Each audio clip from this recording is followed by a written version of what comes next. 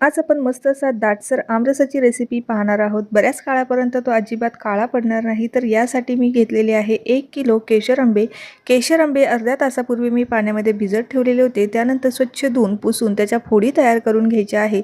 फोडी केल्याच्या नंतर अशा पद्धतीने कट करून घ्यायचे आहे आणि आपल्याला आंब्याच्या आतील जो गर आहे हा संपूर्णपणे काढून घ्यायचा आहे। अशा पद्धतीने आपण जर गर काढून घेतलं तर आपल्याला मिक्सर जास्त फिरवावा लागणार नाही। त्यामुळे आपल्या आंब्याच्या चवीमध्ये जराही फरक पडणार नाही। त्यानंतर पाव कप साखर टाकायची आहे। 2 चमचे आपल्याला इथे कंडेन्स मिल्क टाकायचं आहे आणि 1 वाटीभर आपल्याला थंड दूध टाकायचं आहे। तर माझं मलाई मिक्स केलेलं दूध आहे। तर लगेच खायचं असेल तरच यामध्ये दूध मिक्स करा आणि तुम्हाला जर आमरस बनवून जरा वेळ असेल आमरस खाण्यासाठी तर त्यावेळेला तुम्ही यामध्ये दूध घालू शकता। त्यानंतर काही आईस क्यूब टाकून घेऊया आणि मिक्सरला फिरवून घेऊया। तर मस्त असा दाटसर आपला आमरस तयार झालेला आहे। यामध्ये कुठलाही रंग वापरलेला नाही। मस्त असा घट्टसर दाटसर आपला आमरस खाण्यासाठी तयार आहे। संपूर्ण